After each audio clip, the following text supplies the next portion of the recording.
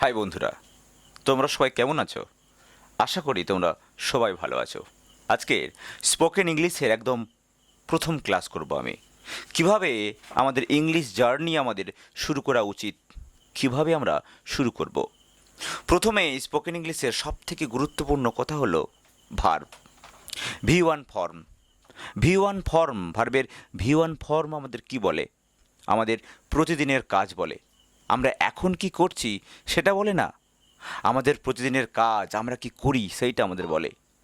উদাহরণস্বরূপ আমি বলতে পারি আমি ভাত খাই।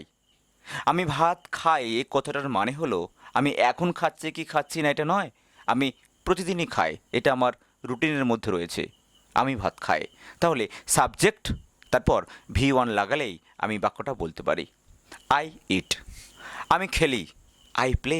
আমি গাই, আই সিং। আমি ছবি আঁকি, আই ড্র। আমি যাই, আই গো। দেখো, এইভাবে আমি অনেক বাক্য বলতে পারি। সাবজেক্ট তারপর ভার্বের ভি ওয়ান ফর্ম।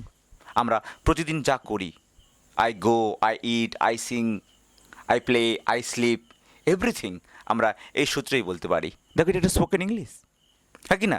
এবার বলো তো, এখন কিছু করছি এটা কিভাবে আমি বলবো?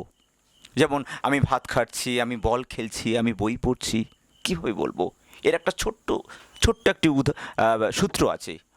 যদি আমরা মুখস্থ করতে পারি তাহলে স্পোকেন ইংলিশ একদম ইজি হয়ে যাবে, হ্যাঁ কি না? যেমন আমি ভাত খাচ্ছি, আই অ্যাম ইটিং রাইস।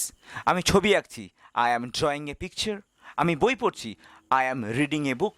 দেখো, সাবজেক্ট তারপর অ্যাম ইজারের মধ্যে একটি, তারপর ভার্বের সঙ্গে আইএনজি, তারপর অবজেক্ট।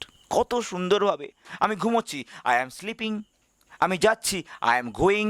আমি বলছি, আই অ্যাম টকিং। আমি শুনছি, আই অ্যাম লিসেনিং। আমি খেলছি, আই অ্যাম প্লেয়িং। দেখো, হাজার হাজার বাক্য তোমরা এই সূত্রেই করতে পারো। এইবার যদি আমি কাজটা শেষ করে দিই, ধরো আমি কাজটা করে ফেলেছি, আমার শেষ হয়ে গেছে, তখন আমি কীভাবে বলবো? আমি বই পড়েছি, আই হ্যাভ রেড বুক। আমি খেলেছি, আই হ্যাভ প্লেড। আমি শুনেছি, আই হ্যাভ হার্ড।